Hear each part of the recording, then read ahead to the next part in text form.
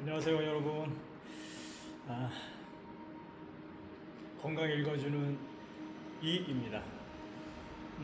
2주일 벌써 지났네요. 제가 더위가 이제 점점 강해지고 있고요. 더위가 강해질수록 하루 일하는 그 능률이 평소보다 많이 떨어지는 것 같고요. 여러분들도 여름 건강관리 잘 하십시오. 오늘 제가 얘기하고 싶은 거는 백신인데요. 여러분 백신에 대해서 어떻게 생각하세요? 코로나 때 저희가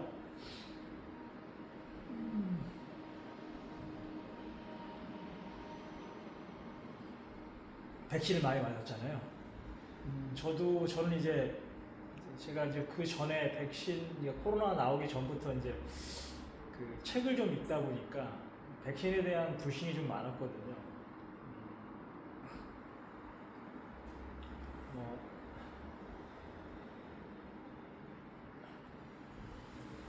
백신을 맞아도 특히 이제 비장이 건강하지 않으면 비장의 기능이 원활하지 않으면 제대로 된 항체 같은 게 만들어지지 않는다는 말을 제가 책에서 읽고 들었거든요.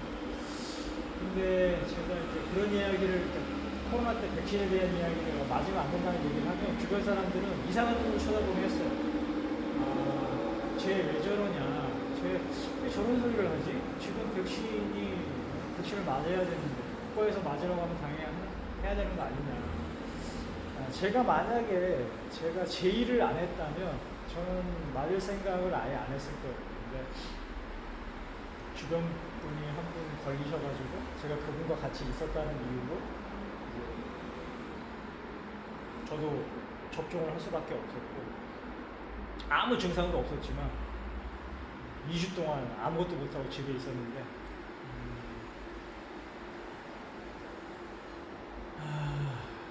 그래서 제가 이제 요즘 백신에 대해서 이제 많이 이제 나오더라고요. 그때 당시에는 국가가 통제를 너무 해가지고 제가 얘기하는 것들이 참 아무 소용이 없었는데, 지금은 이제 제 이야기를 조금씩 제가 지금은 안 하지, 주변 사람들한테는 얘기는 안 하지만 제 생각이 틀린 건 아니었구나라는 생각이 들더라고요. 여러분 혹시 백신에 제가 다른 성분들은 다 빼고 백신에 들어있는 알루미늄 있거든요. 알루미늄.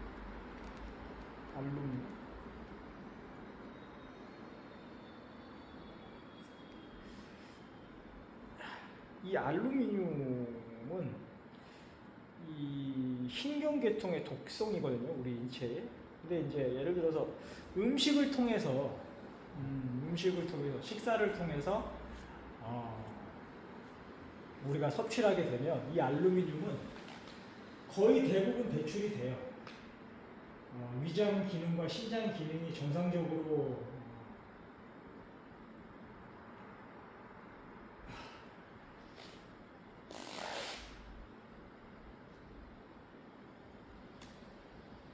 기능을 하신 분이라면 위와 신장 그리고 장들이 정상적으로 기능을 하시는 분들이라면 한 99%는 배출이 돼요.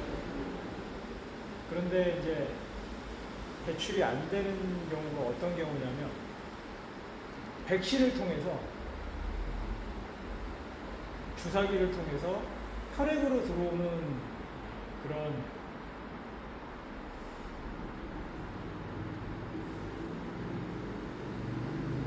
알루미늄은 배출이 안 돼요. 세포에 직접 영향을 가해지고 또 혈액을 타고 뇌세포까지 가서 축적이 돼요. 그러면 이 알레니um 자체가 뇌신경 교란을 신경계통의 교란을 일으키기도 하고요. 또 이게 쌓이게 되면 뭐 별세포 이론도 있지만 치매를 유발하는 가능성도 있다고 하는 분도 가끔 있어요.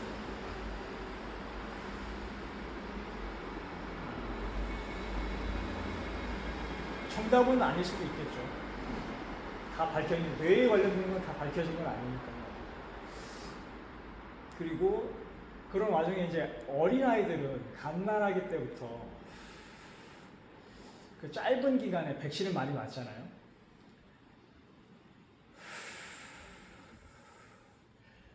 그러면 아이들 같은 경우에는 이 뇌가 성장이 덜 되어 있는 상태이기 때문에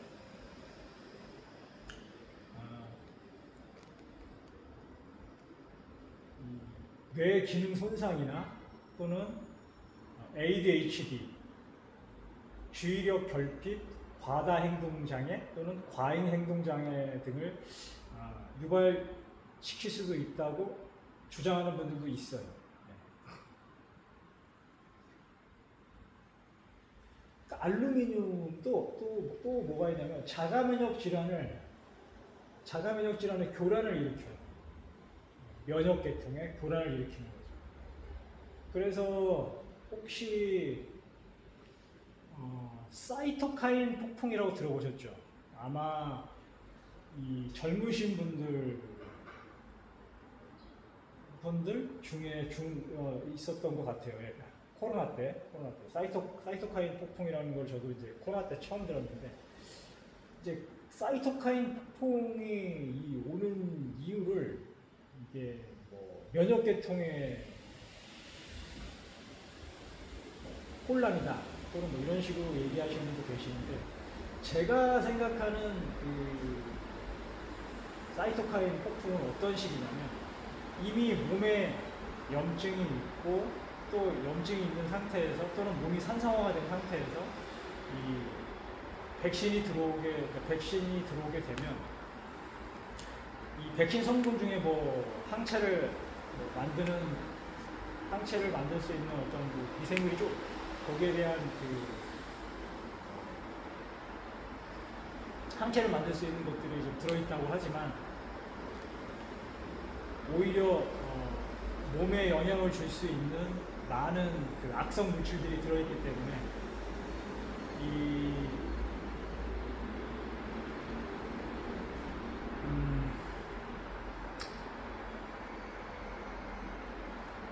악성 물질이 들어와서 현재 가지고 있던 염증을 더 부풀리게 되는 거죠.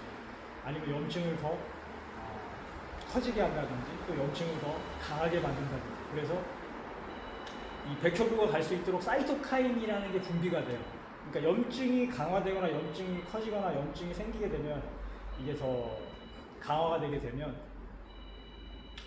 우리 몸은 이 염증을 제거하기 위해서 백혈구를 불러요. 근데 백혈구를 부를 때 사이토카인이라는 걸 분비하거든요. 사이토카인. 근데 이 사이토카인이 분비가 되는 것도, 분비가 돼서 백혈구가 왔어. 근데 그동안 내가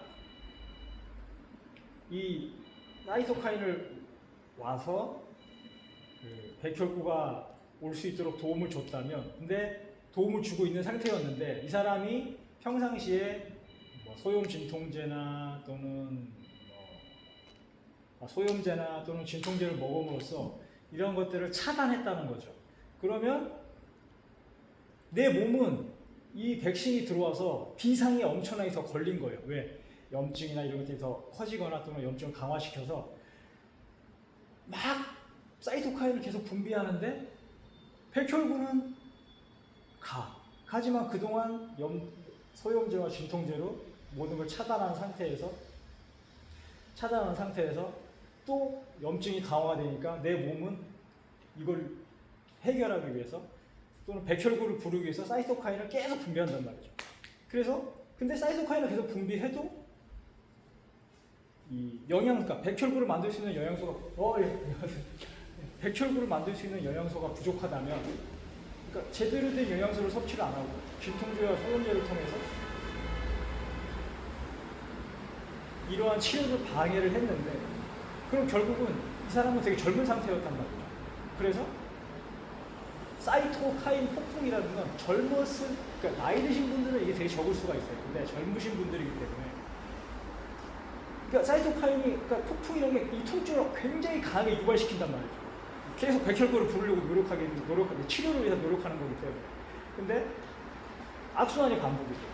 소염제, 진통제로 맞고 영양소도 부족하고, 또 이게 결국은 이 맞물려서 이러한 그 악순환이 맞물려서 결국은 그 젊으신 분이 죽지 않았나라는 게 제 생각이에요. 그러니까 제가 생각하는 건 백신 때문에 백신 때문에 생긴 큰 어떻게 보면 오류라는 거예요. 이거 제 생각이에요. 이건 제 생각인 거고.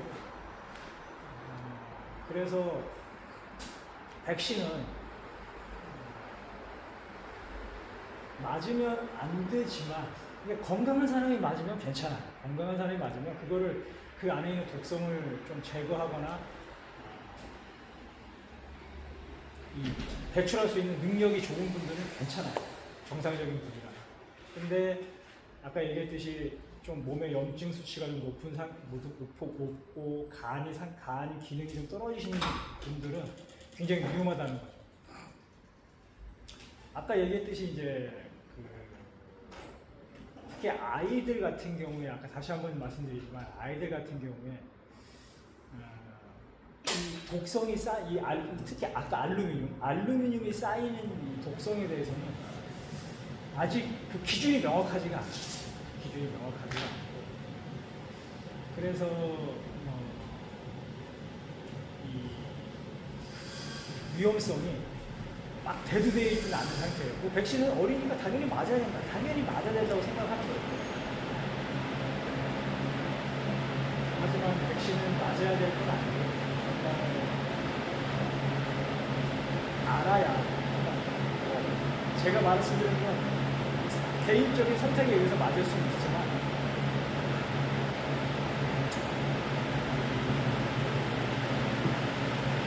백신에 들어있는 독성은 충분히 알고 맞았으면 좋겠다라는 게 제 개인적인 생각입니다. 코로나가 한참 지났지만 지금 이제 백신에 대한 검증되지 않았던 것들이 많이 드러나고 있는데, 그리고 백신에 대한 것들이 다시 한번 코로나 때 백신에 대한 것도 검증되지 않았던 것들이 너무 많이 드러나고 있어요. 그래서 제가 예전에 코로나 때도 다시 한번 말씀드립니다. 아무리 설명을 하고 주변분들한테 얘기를 했지만 아무 소용이 없었던 거예요. 오히려 그때는 제가 지금에 와서 생각해보면 내가 좀 더 주변분들에게 적극적으로 얘기를 하고 알려드려야 되지 않나 생각을 지금에 와서 다시 한번 해보니까 한참 시간이 지났지만 아직 늦지 않았죠. 이제 백신에 대한, 특히 알루미늄에 대한 지금 어린 아이들의 누적 기준치도 중요하겠지만, 앞으로 이제 나이 들어서 오히려 백신도 많이 나고 독감 백신이라는 것도 많아서 어르신들 계신단 말이에요. 그런 분들의 치매, 특히 신경계통의 교란과 치매는 많이 올 수가 있어요. 특히나 그런 분들한테도 조언해드리는 것도 나쁘지 않을 거라고 생각합니다. 스트레칭 하다가 스트레칭 시작하겠습니다. 간단히 백신에 대해서 한번 나눠봤는데요. 여러분들의 건강을 위해서 한여름철 천일염 꼭 드시고 일하시길 바랍니다. 정제염보다는 천일염이 좋다는 게 저의 개인적인 생각입니다. 올 여름도 건강 화이팅!